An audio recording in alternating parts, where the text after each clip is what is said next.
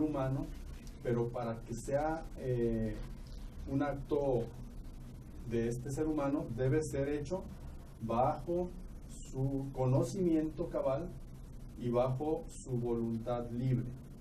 Si no tiene estos dos elementos, no se puede considerar que el acto es humano.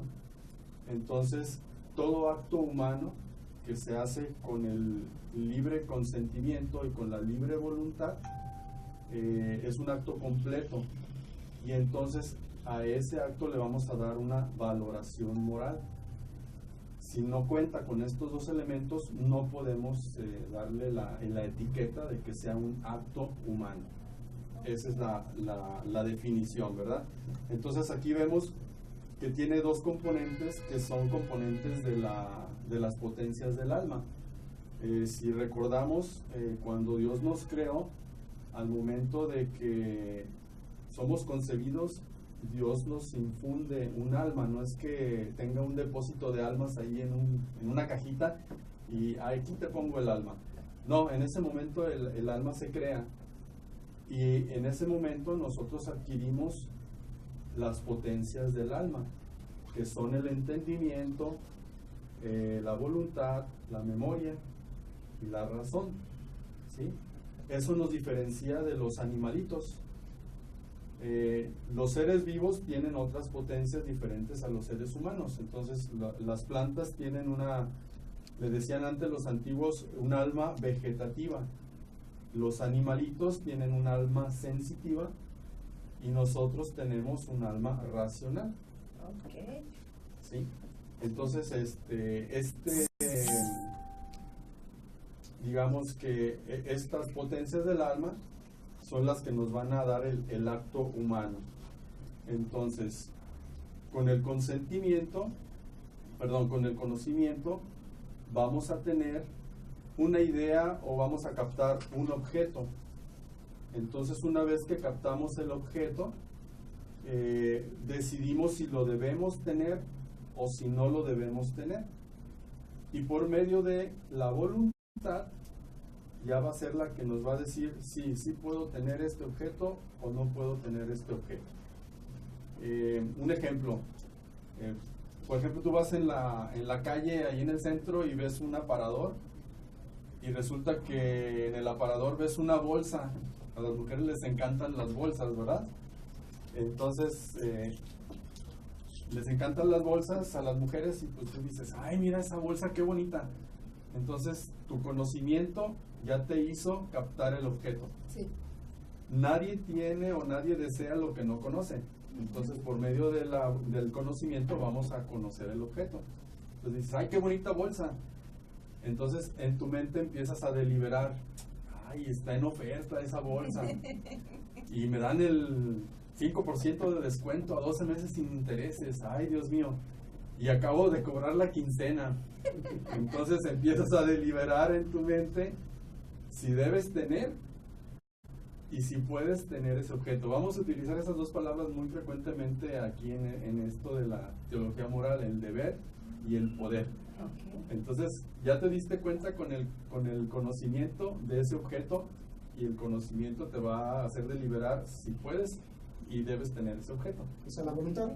No, ese es el conocimiento. Después viene la voluntad. Y una vez que deliberas ese asunto, ya que captas el objeto y empiezas a pensar si lo puedes y lo debes tener, viene la voluntad. Entonces la voluntad te dice, sí, Mariel, sí te alcanza el dinero en esta quincena para comprarte esa bolsa. Y dices, bueno, sí, me voy a aventar. Y vas y compras la bolsa. Entonces ya libremente, por tu voluntad, decidiste comprar esa bolsa. Entonces ya hiciste el conocimiento y ejerciste tu libre voluntad. Entonces, al conjuntar estas dos partes, ya hiciste un acto humano. Ahora bien, ¿ese acto humano es bueno o es malo? Eso lo vamos a ver después, porque en ese momento tú dijiste, sí, voy a comprar la bolsa. Okay. Pero no sabemos qué otras consecuencias puede tener el comprar la bolsa. Okay. Entonces ahí es un acto, pues nada más así, pero no le hemos dado una connotación moral. Ok, perfecto.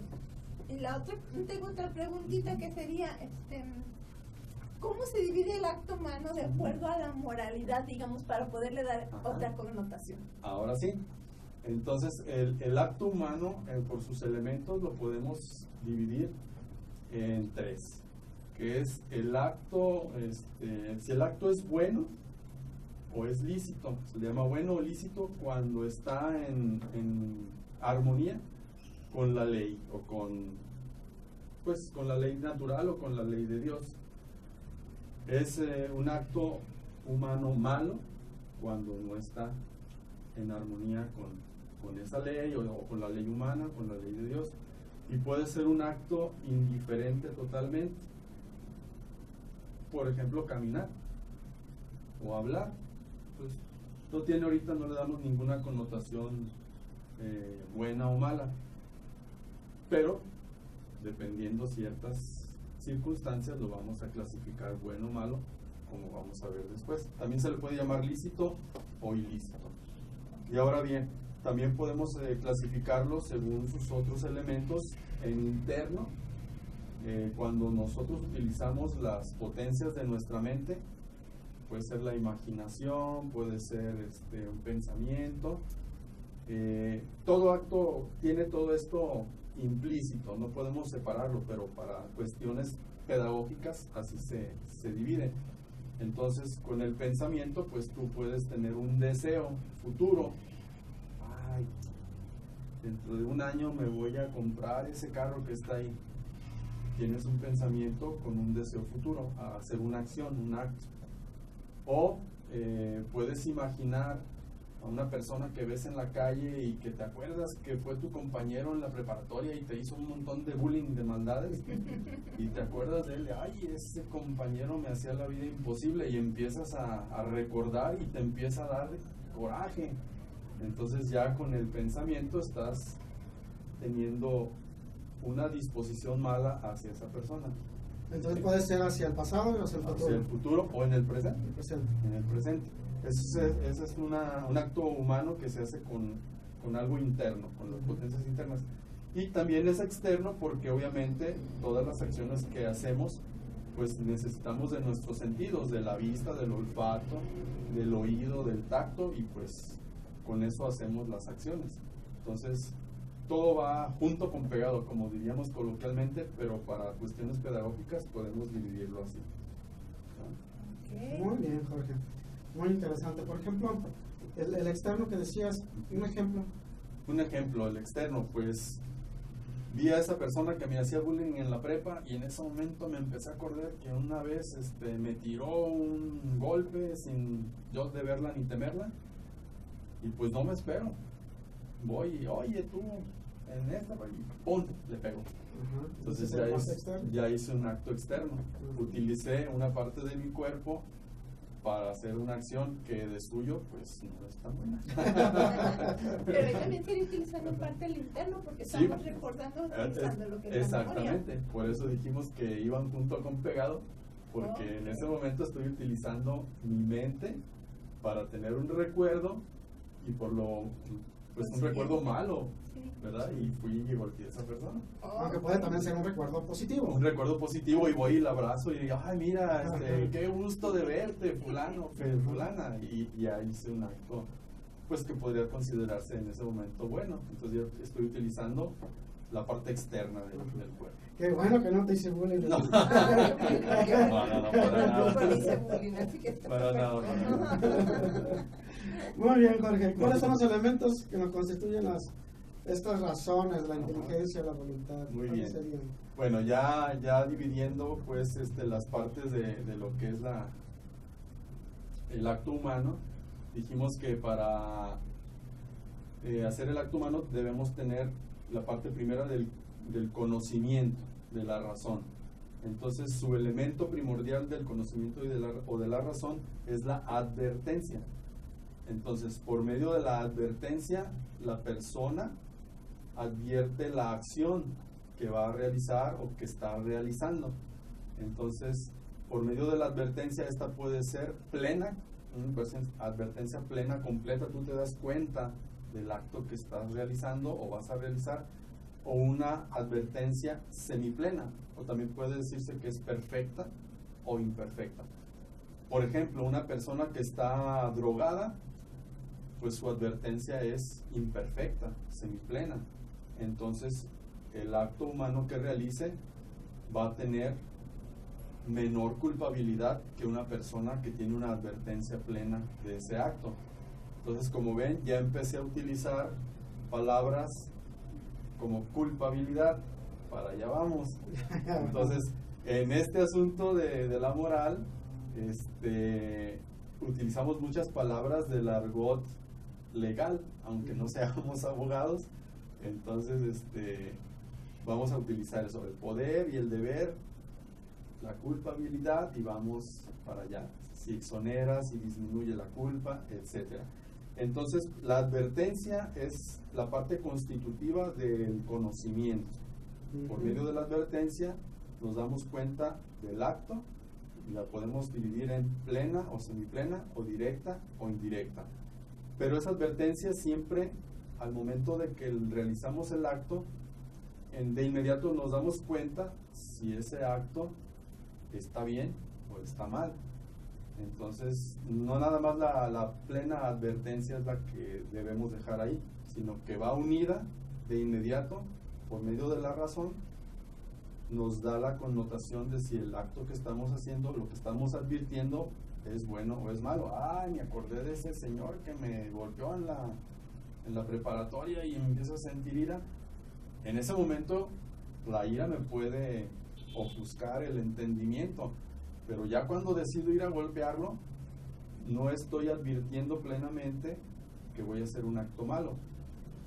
¿Por qué? Porque la ira me está ofuscando. Eso ya lo vamos a ver más adelantito. Okay, muy bien. ¿Cuáles son los cosas? Así que es como si estuviéramos distraídos o estuviéramos haciendo algo inconscientes, ¿puede decir? Se puede decir así, porque una de las causas también es la inadvertencia, que también lo vamos a mencionar más adelante. En este caso nada más la advertencia es que tú te des cuenta del acto. Y esto puede ser directa o plena, o indirecta o semiplena, ¿sí? Okay. Eso es en razón o en parte del conocimiento. Ahora, la parte fundamental del consentimiento, de la voluntad, es el consentimiento. Entonces, por medio del consentimiento, el hombre delibera si quiere o no quiere hacer esa acción, y lo hace desde una manera libre y voluntaria. Por eso es parte, o sea, das cuenta que la voluntad es todo, y el centro de la voluntad es el consentimiento. Si tú no consientes hacer una acción, la rechazas, o tú la aceptas y la haces. Entonces ese es el corazón de la voluntad, el consentimiento. Por eso el acto humano es libremente voluntario o libremente consentido.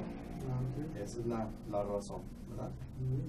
Entonces, por ejemplo, aquí vamos a ver que hay actos que son con un consentimiento directo, pleno, cabal, y otros actos que son indirectos o voluntariamente indirectos.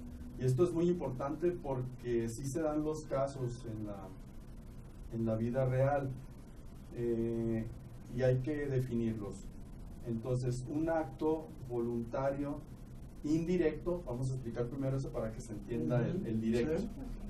Un acto voluntario indirecto es aquel que tiene un efecto que no se quiere, pero que sin embargo, debido a una acción directa, se produce ese efecto secundario. Entonces se dice que es una acción con doble efecto. Entonces el efecto directo es el efecto inmediato que yo quiero de esa acción, y a consecuencia de esa acción surge un efecto secundario que yo no deseo, pero que va pegado, va unido a ese efecto directo. Aunque yo no lo quiera, lo tolero.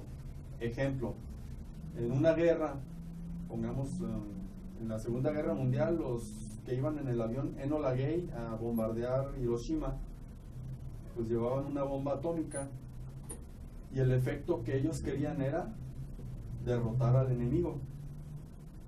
Pero ese es el efecto bueno, entre comillas, derrotar al enemigo con el fin de que se acabara pronto la guerra.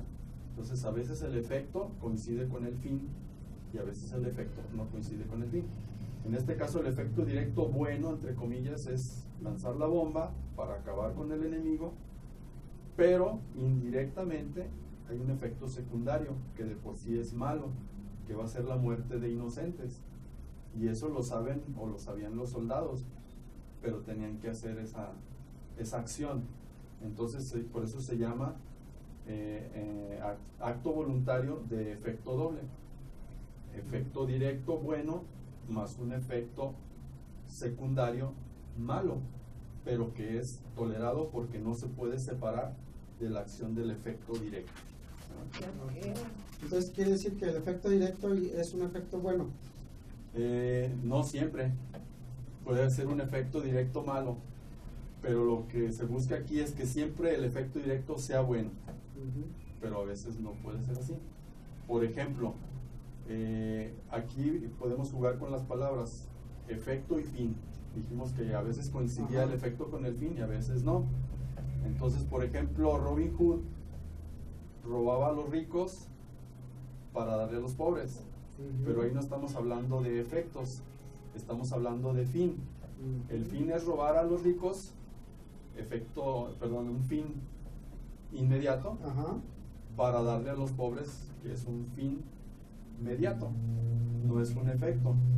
El efecto sería, por ejemplo, que yo le dijera a una persona, oye, fíjate que tengo un problema con un paciente. Bueno, hablando pues que soy doctor, es una persona que está muy enferma, que tiene cáncer, pero está embarazada y tiene pocos meses de embarazo. Entonces aquí la disyuntiva es, ¿a quién salvo? Tengo el 80% de salvar a la mamá y tengo un 20% de salvar al bebé. Entonces, mi opción es salvar las dos vidas. Le voy a dar tratamiento a esa mamá porque tengo el 80% de posibilidades de salvarla. Pero estoy consciente que tengo nada más un 20% de salvar al bebé. Pero yo deseo el efecto, un efecto doble. Mi acción es buena porque quiero salvar a la mamá, pero yo le estoy tirando al 20% de posibilidades de salvar al bebé, aunque sé que tengo un 80% en contra. Entonces, y luego vienen otras circunstancias, pues por ejemplo en la historia clínica me doy cuenta que la mamá tiene 4 hijos más que necesitan a su mamá, que no tienen recursos suficientes. Entonces tengo que poner la balanza, cuál es lo mejor que debo hacer. Entonces opto por ese 80%, pero también estoy pensando no en el 80% de que el niño se va a perder, sino en el 20%, porque tengo ese 20% de posibilidades de ayudarlo. Entonces mi intención es hacer un acto humano de doble efecto. Un efecto bueno, salvar a la mamá, pero que posiblemente me va a llevar a un efecto malo, secundario, que sería la pérdida del bebé, pero tengo su familia que también la necesita. Entonces eso sería un ejemplo más cotidiano de una acción o un acto voluntario de doble efecto. ¿Qué mejor explicado? Siempre tiene que ser un acto bueno y un acto malo secundario, pues que está pegado pero que es tolerable. Muy bien. Creo que vamos muy bien, Mariel. Sí, muy bien. Otra pregunta, Mariel. Otra pregunta, aprovecha. Otra pregunta más. Bueno, entonces hablamos ya de lo que es el acto voluntario directo, y hay también actos voluntarios indirectos. Sí, eso es lo que Que explicamos. es lo que acabamos de decir. Ahora bien, ¿qué obstáculos tienen los actos humanos? Porque tanto los actos humanos directos como indirectos tienen determinados obstáculos, Claro. ¿sí? Y el conocimiento y la voluntad, ¿qué obstáculos pueden tener? Muy bien. Bueno, todo acto humano, ya como dijimos, depende del conocimiento y de la libre voluntad. Pero tanto el conocimiento como la libre voluntad tienen factores a su alrededor que los van a obstaculizar. Y una vez que eso se da, pues esto puede disminuir o agravar la connotación moral de ese acto. Entonces, por ejemplo, para el entendimiento, el obstáculo principal es la ignorancia. Entonces, bueno, es la ignorancia, y para la voluntad, pues hay otras 4 acepciones. Ahorita vamos con la ignorancia. Entonces, ¿qué es la ignorancia? En regla o en definición general, la ignorancia es cuando una persona no sabe o nunca se dio cuenta de lo que era una obligación. Y para la teología sería la ausencia de conocimiento de una ley moral que un hombre o una persona es capaz de tener.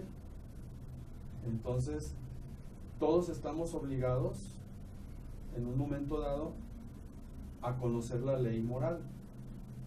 Tenemos una ley implícita que Dios nos ha puesto en nuestro corazón, que es la ley natural, pero también hay una ley revelada. En este caso tenemos los 10 mandamientos. Entonces, a eso se refiere la definición en la teología moral de qué es la ignorancia. Es cuando tú no tienes la ciencia moral y no la buscaste. Entonces debemos tener esa ciencia moral. Ahora bien, la ignorancia la debemos de distinguir de otras acepciones, como por ejemplo es la nesciencia, así se llama. La nesciencia es la falta de conocimientos que yo por obligación no debo tener. Por ejemplo, Ricardo es dentista. Yo no estoy obligado a saber los conocimientos que él tiene como dentista, puesto que no soy dentista. O yo no soy abogado, yo no debo tener o conocer todo lo que un abogado conoce, porque no soy abogado, ¿sí? O alguien que no es médico, pues no está obligado a conocer o tener la ciencia de la medicina, porque no es médico, ¿sí? Pero en cambio, por ejemplo, nosotros somos católicos cristianos, y por ser católicos, nuestra obligación es conocer la palabra de Dios, ¿sí? Entonces nos preguntamos y preguntamos al auditorio, que nadie conteste sino para sí mismo, ¿cuántas veces hemos leído la Biblia completa en nuestra vida? Entonces sería una pregunta interesante.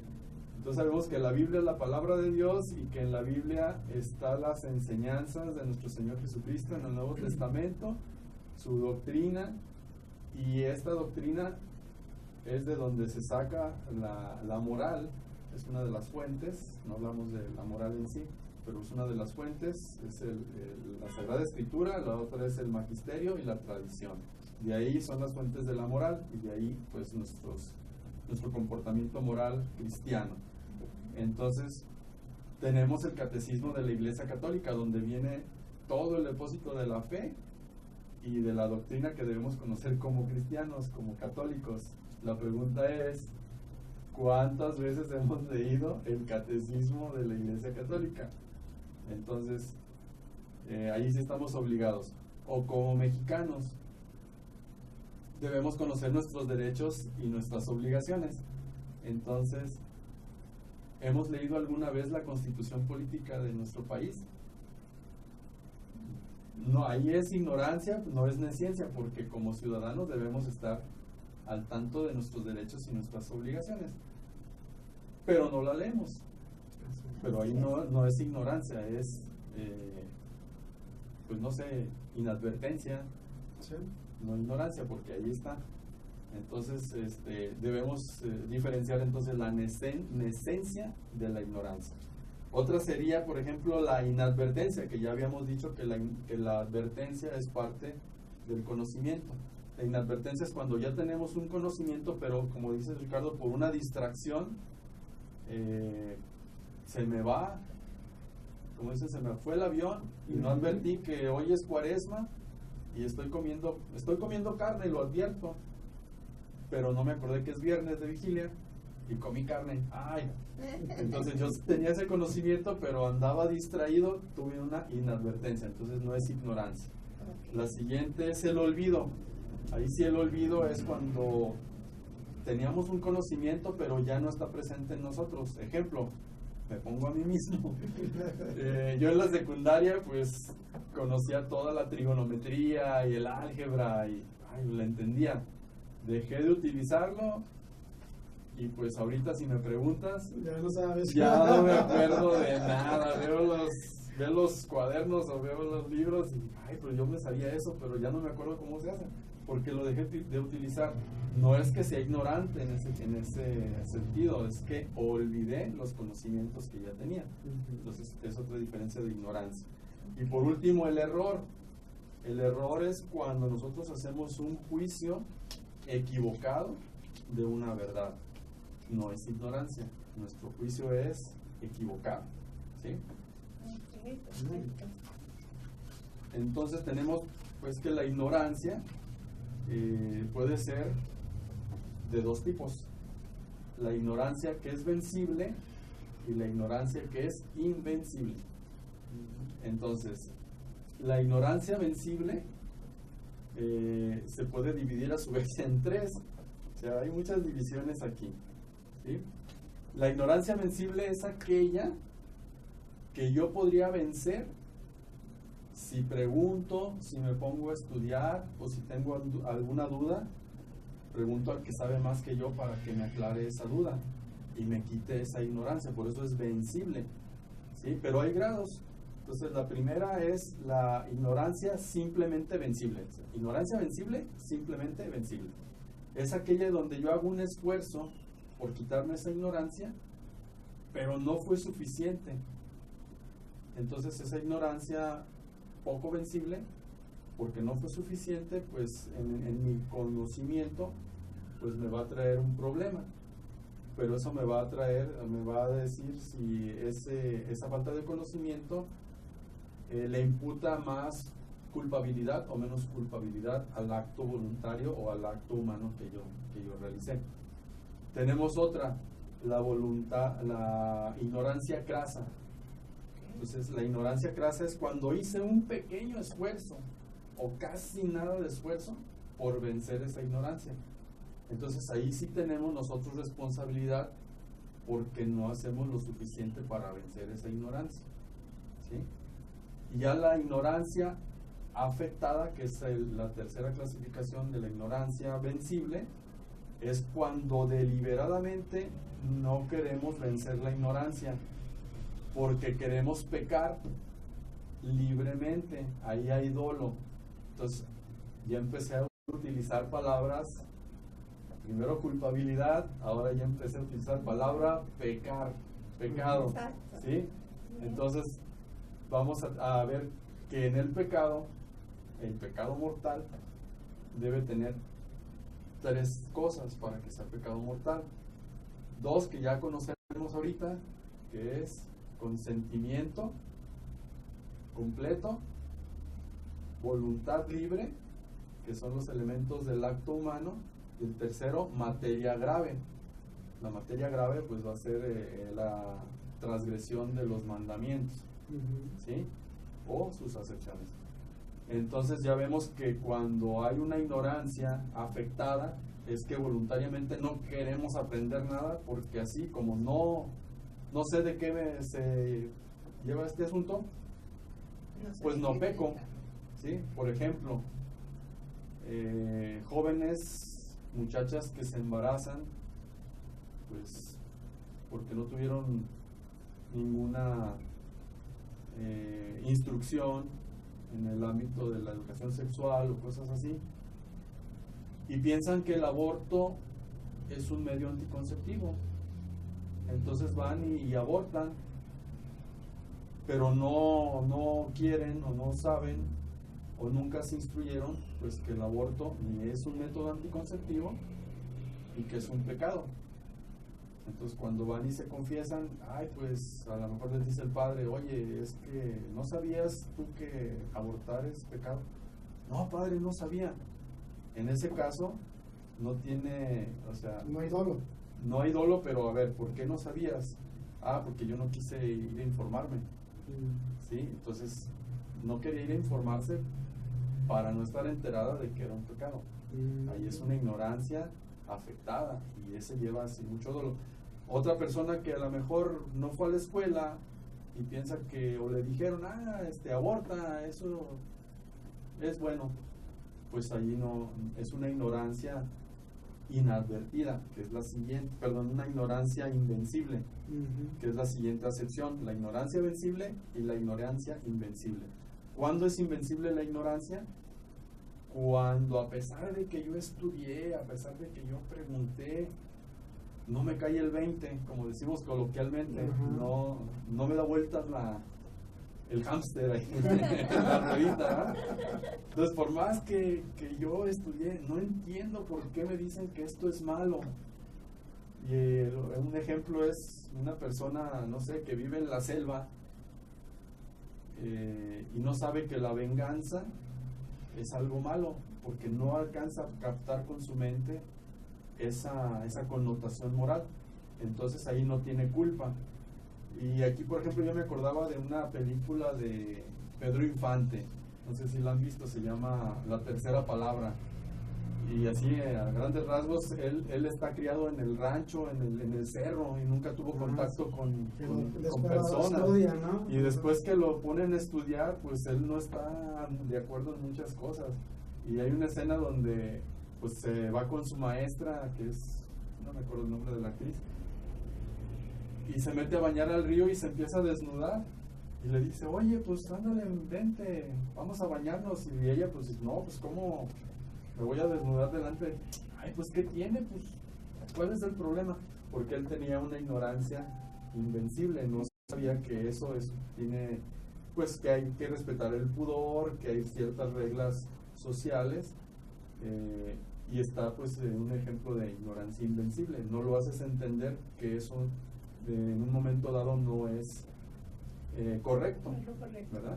Eso es lo que es la ignorancia, y es lo que es un obstáculo para el entendimiento. Y pues vamos a ver los obstáculos para la voluntad. Estos son 4, así a grandes rasgos: el miedo, las pasiones, tenemos los hábitos, me falta uno, la violencia, exactamente. Entonces el miedo, pues el miedo es algo que nos mueve desde afuera, que nos mueve nuestro ánimo, y que por miedo no vamos a hacer o vamos a realizar, hacer o no hacer un acto humano. Pero el miedo no quita la responsabilidad del acto humano, a no ser que sea un miedo tan grande que pierdas la razón. ¿Sí? Pero si tienes miedo, eso pues no es un pretexto para que con el miedo realices un acto humano, digo, un acto malo. Por ejemplo, tenemos a José de Arimatea. Él era un discípulo de Jesús, pero como tenía miedo de los fariseos, siempre lo visitaba en la noche. Pero superó ese miedo y fue con Poncio Pilato a reclamarle el cuerpo de nuestro Señor. Entonces venció el miedo. Entonces, si el miedo nos lleva a hacer un acto malo, pues es malo. Pero si superamos el miedo y nos lleva a hacer un acto bueno, ese acto bueno tiene todavía mayor recompensa. como es el caso de San José, no es San José, es José de Arimatea. Yo le estoy poniendo San, no sé si esté canonizado, yo le estoy poniendo San, pero es José de Arimatea. Como ahorita con muchos católicos, Jorge, Sí. tenemos miedo de llevar el evangelio. Ándale. Tenemos miedo de llevar el evangelio y pues no lo hacemos. Exacto. No lo hacemos, no nos atrevemos No a nos decir al atrevemos. vecino, Ajá. es más, ni a nuestra familia si quieren. Sí, ¿no? sí. Entonces, ¿cómo vencer ese miedo? ¿Cómo vencerlo? Pues hay que vencerlo con la palabra de Dios por delante y con fe en Dios y con la gracia de Dios. Pedirle siempre a Dios que nos dé su gracia. Eso lo vamos a ver más adelante. Muy bien. Puro suspenso. Puro suspenso. No, está Muy bien. perfecto. Bueno, las pasiones. ¿Qué son las pasiones? Son emociones o impulsos de la sensibilidad. Entonces dijimos que teníamos potencias en el alma que nos distinguen de los demás seres, de los animalitos y de las plantas. En este caso, las potencias sensibles o lo que se llama alma sensible es la que compartimos con los animalitos. Los animalitos sienten dolor, sienten cuando los rechazas, pero no razonan, ¿sí? Simplemente por instinto ellos responden. En este caso decimos que las pasiones nos asemejan un poco o están relacionadas con esa sensibilidad, y es un paso entre esa vida sensible y la vida espiritual, que es la vida racional de nosotros los hombres. Entonces, ejemplos de pasiones, pues tenemos la ira, tenemos la alegría, tenemos el odio, tenemos el amor, etcétera, ¿verdad? Pero estas pasiones son indiferentes. Habíamos dicho que podían ser indiferentes, no tienen ninguna connotación moral, pero aquí va a depender de las circunstancias y del fin que le demos a esa pasión para decir si es una pasión buena o mala. Ejemplo que nos dan aquí, Jesús, al enojarse con los cambistas que estaban afuera del templo, tiene una ira santa.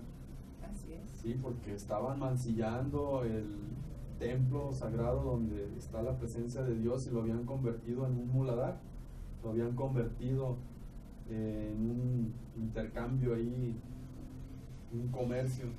Entonces Jesús siente una ira que en este caso es una ira buena, ¿sí? Y los corre. Y después dice el evangelista, diciendo o citando la escritura del Antiguo Testamento, el celo por tu casa me devora. Exacto. Para dar una explicación de por qué Jesús se enojó. Entonces no es algo malo, es algo bueno. El odio, pues al decir odio pensamos en una connotación negativa, pero el odio puede ser bueno cuando es un odio al pecado. Y en ese caso hasta agradar a Dios. Y en ese caso podemos agradar a Dios cuando tenemos un odio al pecado, ¿verdad? Entonces, las pasiones son indiferentes, pero las circunstancias o el fin le van a dar la connotación moral buena o mala. El placer puede ser bueno, puede ser malo, depende de las circunstancias y depende del fin. Así es. Vamos avanzando.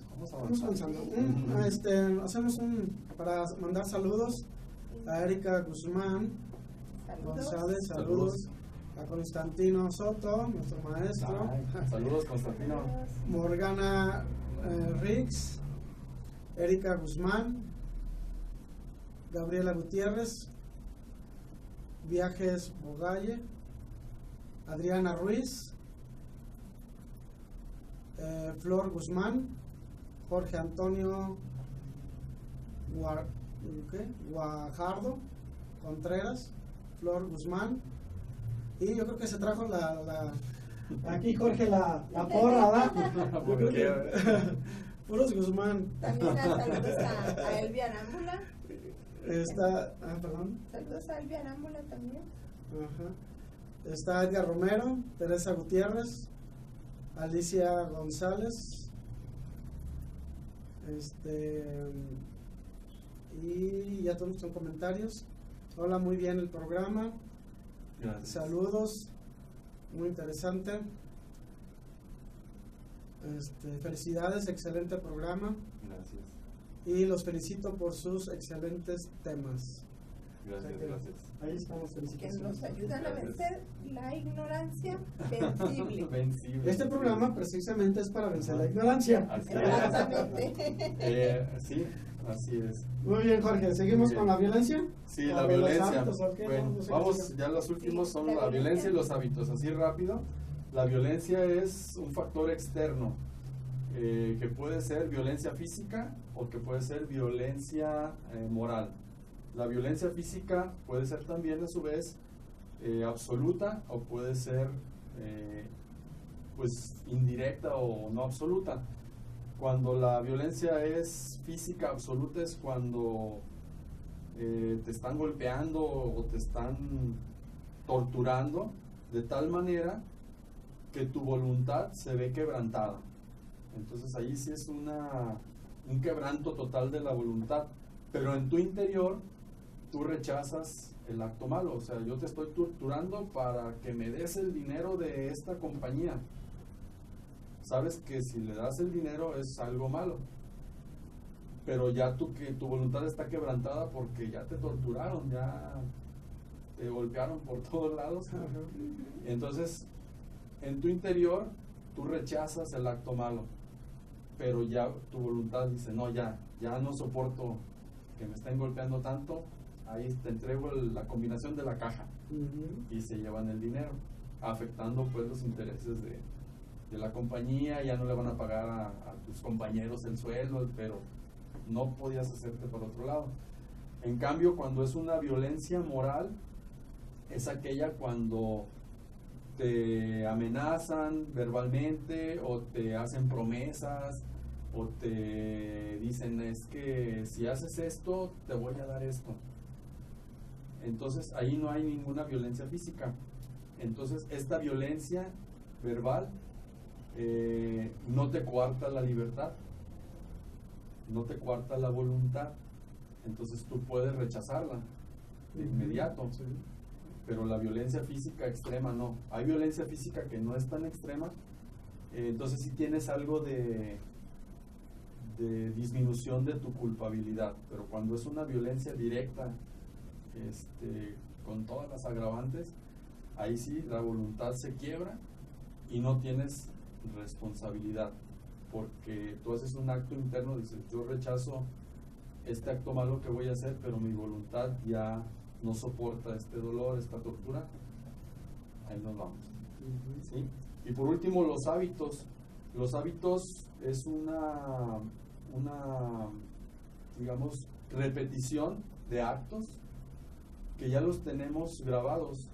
Dice un dicho en la psicología que si tú repites una acción diaria durante 21 días, se convierte en una costumbre o en un hábito. Entonces los hábitos también los podemos dividir en hábitos o costumbres buenas y malas. Las buenas son las virtudes y las malas son los vicios. Ujú. Entonces los vicios pueden tener también, si tú los rechazas o haces un propósito, por ejemplo, tengo el hábito de mentir. Entonces, si yo lucho contra ese hábito, mi culpabilidad disminuye. Ujú. Pero si no hago nada por luchar o quitarme ese hábito de mentir, pues mi culpabilidad está igual o aumenta. Aumenta. Porque con las mentiras puedo tener efectos o Doble efecto. doble efecto. Acuérdate que es cuando quiero algo bueno No, no. y va Sí, a sí, salir sí, algo sí. malo. Aquí el efecto Aumenta. siempre es malo, porque Ujú. yo puedo mentir, puedo mentir para obtener un mejor puesto en el trabajo, pero estoy sobajando a otros. Ajá. O puedo mentir para que en mi familia no haya problemas entre mis hijos. Ahí se atenúa un poquito la mentira. Pero la cosa es que yo conscientemente lucho contra ese mal hábito. Por ejemplo, yo miento 25 veces en este día. Pues mi propósito a partir de hoy es que mañana voy a decir 5 mentiras menos y pasado mañana 5 mentiras menos. Entonces ya le voy bajando hasta que llegue un momento en que ya mi costumbre sea no mentir. Entonces ahí ya disminuye la pena. Okay. Sería entonces, por ejemplo, ahorita que estabas hablando de violencia, Jorge, se me vino a la mente Cristo, no sé por qué. Porque él sufrió violencia física y psicológica también. Entonces, en ningún momento dobló las manos ni nada. O sea, internamente Cristo estaba convencido de que él iba a regresar al Padre y que iba a perdonar los pecados. Y soportó tanta violencia física. Así ¿verdad? Es, él soportó la violencia hasta el extremo. Hasta el extremo.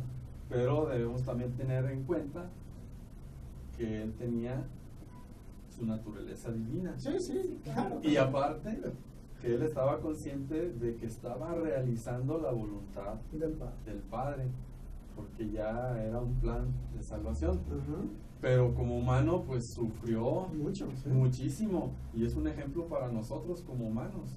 Si Cristo sufrió tanto por nosotros, pues nosotros no debemos renegar del sufrimiento. Al contrario, debemos unir nuestro sufrimiento al sufrimiento de Cristo y ofrecérselo para pues mejorar, ¿verdad? Muy bien, interesante este tema. Muy interesante. Nos manda a saludar el maestro Tino a todos. Muchas gracias, Tino. ¿Cómo se determina la moralidad de la acción? Bueno, entonces vamos a calificar los actos humanos ya moralmente.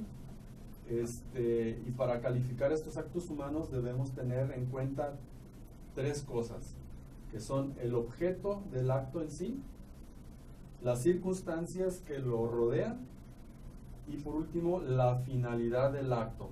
¿Qué es lo que la persona o el sujeto quiere como fin cuando realiza ese acto? Entonces aquí de estos 3 elementos que sirven para calificar el acto humano, el más importante es el objeto, porque el objeto es la acción en sí del sujeto, pero ya con una connotación moral.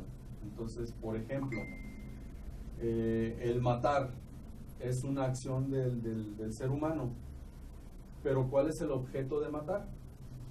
Entonces, puedo matar realizando un asesinato. Esto es cuando yo con previa, como dicen en las películas, con premeditación, alevosía y ventaja, mato a una persona. Ahí estoy realizando un asesinato. Ese es el objeto. Ahora, como dijimos antes, el objeto y el fin a veces pueden coincidir o no pueden coincidir.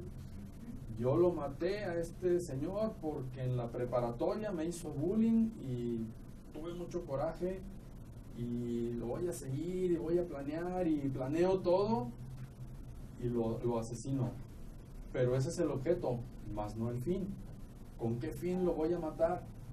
Porque yo sé que este señor tiene una cuenta bancaria en tal parte y me voy a apoderar de ella. Entonces ya vemos que el objeto es uno y el fin es otro. Pero es un acto, matar. Ahora bien, puedo matar, pero el objeto de matar fue en defensa propia. Ahí la pena o la culpabilidad se atenúa. Hice un acto malo, pero el objeto fue defender mi vida, o a lo mejor si me matan a mí, el ladrón que entró a mi casa también mata a mi familia o viola a mi esposa y a mis hijas. Entonces pues yo me defendí y lo tuve que matar. Entonces ahí el efecto de matar fue defender mi familia con el fin de que no agrediera a mi esposa y a mis hijas. Entonces efecto y fin pueden coincidir o no coincidir. Por ejemplo, puedo matar para provocar un aborto. Entonces la acción es matar y el efecto, el aborto. ¿Con qué fin? Con el fin de que a la muchacha no se le note el embarazo y entonces la critiquen y guardo su honor, entre comillas, pero hice un acto malo, maté a un inocente. Entonces el efecto es uno con otro fin, un fin malo. O puedo matar en un presidio a una persona que está condenada a muerte. Entonces el verdugo que lo mata, pues está obedeciendo una orden. A él le va a tocar ponerle, no sé, el switch a la silla eléctrica o ponerle la inyección letal. Pero en ese caso, pues el efecto es cumplir la pena, y a lo mejor el fin no es el fin de él, el fin es de la autoridad, para poner ejemplo de que si haces eso, el castigo de la ley es la muerte. Entonces vemos que el fin es diferente o puede coincidir con el efecto. Entonces por eso es lo más importante en la connotación o en la calificación del acto moral, el efecto. O por ejemplo hablar. Hablar es un acto indiferente, pero puedo hablar para mentir, puedo hablar para alabar, puedo hablar para bendecir. Son diferentes efectos de esa acción que realiza el sujeto, ¿verdad? Ok, perfecto, sí. Nos queda poco tiempo, pero yo creo que alcanzamos a terminar. Muy bien.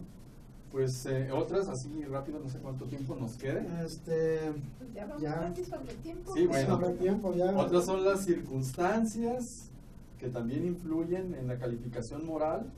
Y pues bueno, son siete cuestiones. Me voy a permitir leerlas para agilizar aquí. Estas circunstancias son de quién realiza la acción, qué consecuencias o efectos tiene la acción, qué cosa, dónde, con qué medios, el modo con que se realizó la acción y cuándo se realizó la acción. Entonces, todas estas circunstancias influyen en atenuar o disminuir la culpabilidad, ¿sí?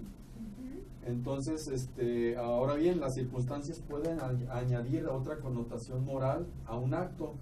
Por ejemplo, si te robas un cáliz, ahora que ha habido muchas iglesias que se roban objetos sagrados, te robas un cáliz, pero ese cáliz es sagrado. Entonces, esta circunstancia ya hizo que cometieras dos pecados. El primero fue el robo y el segundo el sacrilegio. Entonces, una sola circunstancia hizo que cometieras dos pecados. Aquí la circunstancia es el qué, el objeto. El objeto es un objeto sagrado. Entonces añades un pecado más. Y por ejemplo, hay circunstancias que te pueden cambiar la especie del pecado, de pecado mortal a pecado venial, o de pecado venial a pecado mortal. No es lo mismo robar por hambre. Yo me robo un pan, puede ser un pecado venial, a que con alevosía y premeditación, como cierto gobernador de cierto estado de Veracruz planea robarse miles de millones de pesos para darse la gran vida. Entonces ahí pues ahí se cambia la especie del pecado, ¿verdad? Sí. Y otros pues que no la cambian. Por ejemplo, hacer escándalo en la vía pública pues no cambiaría la especie del pecado. A lo mejor si yo le doy un mal ejemplo a una persona haciendo ese escándalo, pues puede seguir siendo venial, pero a lo mejor si me desnudo y hago cosas indebidas en la calle, pues ya cambia la connotación, ¿sí? Entonces es importante pues que para darle esta connotación moral a los actos humanos tengamos estas tres circunstancias: lo que es el objeto, las circunstancias, valga la redundancia, y la finalidad. Entonces, para que un acto sea bueno, debe tener estos tres elementos buenos. Entonces, el efecto bueno, la finalidad buena y las circunstancias buenas. Si tenemos esas tres, el acto es bueno. Pero un acto se considera malo si cualquiera de estas tres circunstancias es mala. No importa que el efecto sea bueno, si tu fin, si tus circunstancias son malas, el acto es malo. Si tu fin es malo y tus circunstancias y tu efecto son buenos, el acto es malo. Entonces, cualquiera de los tres que sea malo, el acto se considera de por sí malo. ¿Por qué? Porque las tres circunstancias van siempre unidas, no se pueden desligar. Entonces, para que el efecto sea, para que el acto humano sea bueno, debe tener las tres características, todas buenas. Ok, ¿Sí? perfecto. Y por último, pues vamos a ver lo que es la libertad, porque todo acto humano, como dijimos, tiene conocimiento pleno y tiene plena y libre voluntad. Pero entonces, ¿cómo vamos a entender la voluntad? Perdón, la libertad. Entonces, la libertad es lo que nos hace humanos, porque es una referencia a que somos hechos a imagen y semejanza de Dios. Entonces, Dios cuando nos infunde el alma, nos da las potencias, como ya habíamos comentado al principio, y esas potencias nos van a dar la libertad. La libertad está basada en la razón, en el conocimiento y en la libre voluntad. Entonces nuestra libertad tiene que ser siempre encaminada al fin último, que es Dios, y de ahí por eso la trascendencia de nuestros actos. Entonces nosotros debemos hacer nuestros actos con libertad, pero siempre bajo la mirada de que deben ser dirigidos a una digamos, a un perfeccionamiento de la verdad y a un perfeccionamiento de la bondad. Si nosotros entendemos la libertad como el que podemos hacer lo que nosotros queramos sin tener una norma o sin tener una regla, estamos entendiendo mal la libertad. Eso sería libertinaje. Entonces, la libertad no es una libertad condicionada. Algunos me alegarán o me dirán, no, es que si nada más vas a hacer esto, estás condicionando tu libertad. No, es que yo estoy modelando mi libertad a Cristo, a lo que Él hizo y a lo que Él nos propone. Entonces, es un crecimiento en la verdad y en la bondad. Entonces nos explicaba, no sé si te acuerdas, Ricardo, uno de nuestros maestros en el bíblico, cuando hablamos de la libertad, que la libertad no es hacer lo que yo quiero y lo que a mí me plazca, sino escoger lo mejor, escoger lo bueno, de lo bueno lo mejor, y de lo mejor escoger lo óptimo. ¿Y qué es lo óptimo? Dios. Entonces, nosotros como católicos, como cristianos, debemos de conformar nuestra vida a Cristo. Él vino a darnos un ejemplo de lo que decíamos. Él murió con tormento psicológico y con tormento o violencia extrema, pero lo dio por amor y bajo su libre decisión. Incluso en uno de los pasajes del Evangelio Él nos dice, nadie me quita la vida, yo la doy voluntariamente porque yo tengo el poder de darla y de volverla a tomar. Entonces esa libertad es para conformarnos con Él y crecer en la verdad y crecer en la bondad. Entonces la libertad está basada en la razón y en la voluntad. Y así lo dice el Catecismo en el 1731. Lo voy a leer aquí. Dice, la libertad es el poder radicado en la razón y en la voluntad de obrar o de no obrar, de hacer esto o de hacer aquello, de ejecutar por sí mismo acciones deliberadas, ¿verdad? Y en el 1732 nos dice, hasta que no llega a encontrarse definitivamente con su bien último, que es Dios, la libertad implica la posibilidad de elegir entre el bien y el mal, y por tanto de crecer, lo que decíamos, en perfección o de flaquear y pecar. Se convierte en la fuente de alabanza o de reproche. de mérito o de demérito. Entonces, pues, de ahí la trascendencia de los actos humanos. Todo lo que hagamos debe ser referido a nuestro Señor Jesucristo, conformarnos a Él, ¿sí?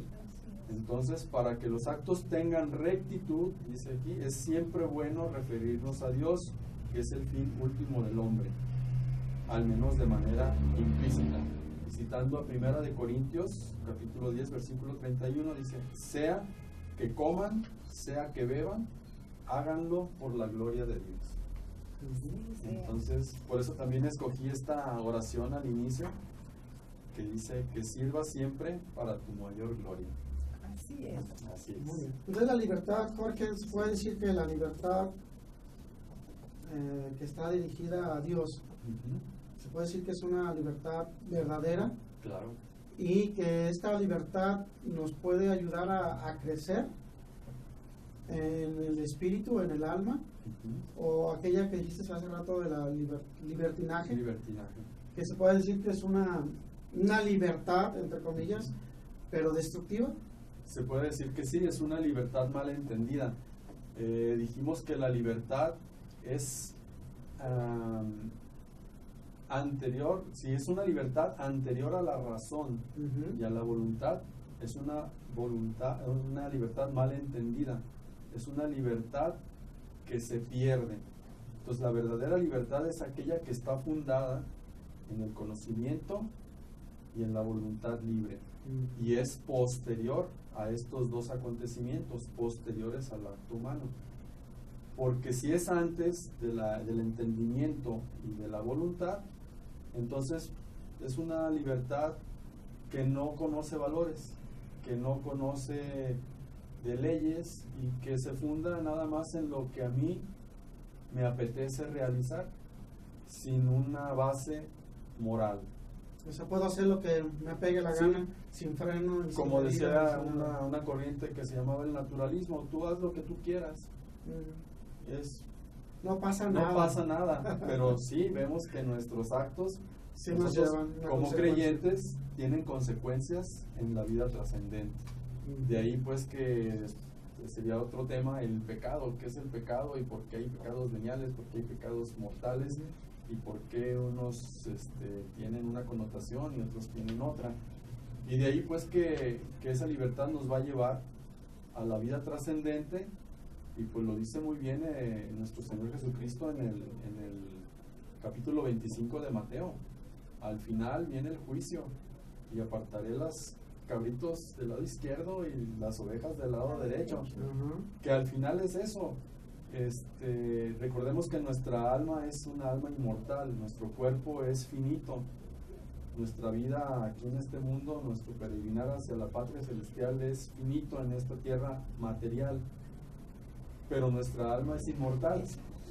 Entonces, inmediatamente al presentarnos ante nuestro Señor en el juicio particular, pues nos vamos a enfrentar a la verdad.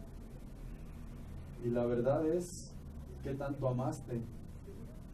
Tenías libertad para amar, fundado en la razón y fundado en la voluntad. Y tu voluntad era asemejarte a Cristo y amar. Y esa va a ser la prueba. Entonces, ya que venga el juicio universal, entonces va a haber la resurrección de los muertos. Nos explicaban, es cuando se unen el cuerpo y el alma en un cuerpo glorioso, porque no sería justo para el alma sufrir o gozar eternamente, y el cuerpo ¿qué? Entonces, como dijimos, las acciones van tanto en la mente como en nuestros sentidos externos. El cuerpo realizó una acción mala o una acción buena junto con el alma. El alma se va, pero ya que venga la resurrección final, la resurrección del juicio final, resucitaremos en cuerpo glorioso, unido cuerpo y alma, ahora sí, para el castigo eterno o para el gozo eterno, pero ya unidos cuerpo y alma. Si no, pues qué injusto sería para el alma, nomás el alma sufrir. Pues, ¿y qué pasó con el cuerpo? El cuerpo gozó en vida, gozó el placer, gozó la comida. Así es. Entonces esa es la connotación pues ya escatológica, y la trascendencia de nuestros actos para la vida futura. Muy bien, muy interesante. Pues así como también nos dice el mismo, nos dice Dios, sin tu voluntad te creé, pero sin tu voluntad no te puedo salvar. Entonces, así es. En la voluntad está todo. Nosotros decidimos cómo queremos actuar para nuestra trascendencia, como nos dices tú. Así es. Sí, pero yo creo que comprometemos aquí a Jorge, ¿cómo ves, no? Sí, claro. Sí, Claro que sí, claro que sí. Esta es tu Estoy casa, encantado. tu programa y pues yo creo que te vamos a pedir que vengas más seguido. Claro, Sí, claro que sí, yo con gusto los apoyo. Ok. Muy bien, pues lo recordamos las bibliografías para que las tengan en casa. Catecismo de la Iglesia Católica, numerales 1749 al 1761. ¿Sí? Y también en el principio se me olvidó decir la encíclica Veritatis Splendor del Papa Juan Pablo II, que nos habla de la enseñanza moral de la Iglesia. Esa es la Biblia, así como entre comillas, de la teología moral en este tiempo. Ajá. Es Veritatis Splendor. Yo estaba leyendo ayer en la noche. Ajá. Híjole, precioso que está. Sí, cuando se habla de moral, pues ahí el Papa nos enseña que hay algunas tendencias teológicas o tendencias mundanas a tergiversar la moral, y él hace unas puntualizaciones muy precisas, muy acertadas sobre la moral la moral nueva, la moral, ¿cómo le llama él? De situación, la moral, o sea, diferentes tendencias teológicas incluso que no van bien. Entonces el Papa pone ahí los puntos sobre las IES para decir, no es por ahí el camino, el camino es por acá. Y la Veritatis Splendor hay que leerla con mucho detenimiento porque es un documentazo. Sí, está precioso, si tienen la oportunidad de bajarlo, así por internet, por el Vaticano, la página del Vaticano, está excelente. La Suma Teológica de Tomás de Aquino, en el tomo 2. ¿Sí? Y tenías otra, la Biblia. Pues, la Biblia es el catecismo. Y pues ahora sí que cualquier teología moral. Y el curso de teología moral, cualquiera, bueno, el que tengo aquí, pues no decimos el nombre, o sí lo decimos. Sí, ¿no? Bueno, cualquier libro de teología moral, para que no nos cobren los comerciales. Ok. Bueno, pues creo que sin más por el momento nos vamos a tener que despedir, no sin antes darle las gracias a todos nuestros radioescuchas que nos están escuchando. Gracias por el favor de su atención y yo creo que nos vemos para el siguiente martes en su programa. Y estaremos dando lata otra vez. En su programa Entre Amigos. Muchas gracias. Pues gracias, Jorge, por darnos Jorge. este tema tan hermoso que nos has brindado. Gracias. Y hasta la próxima. Hacemos la oración, Jorge. Claro que sí. Padre bueno, te damos las gracias por esta tarde que nos has permitido llevar un mensaje a todos nuestros radioescuchas y videovidentes, no sé cómo se diga. Nos has permitido pues conocer la relevancia que tienen los actos para nuestra vida futura, y te damos gracias también porque ya les dejamos una tarea a nuestros escuchas. Ya no van a tener ignorancia vencible, y ahora les hemos dejado una responsabilidad más, que sea esa responsabilidad para mayor gloria tuya. Te lo pedimos, Señor, por nuestro Señor Jesucristo, que contigo y el Espíritu Santo es Dios por los siglos de los siglos. Amén. Amén.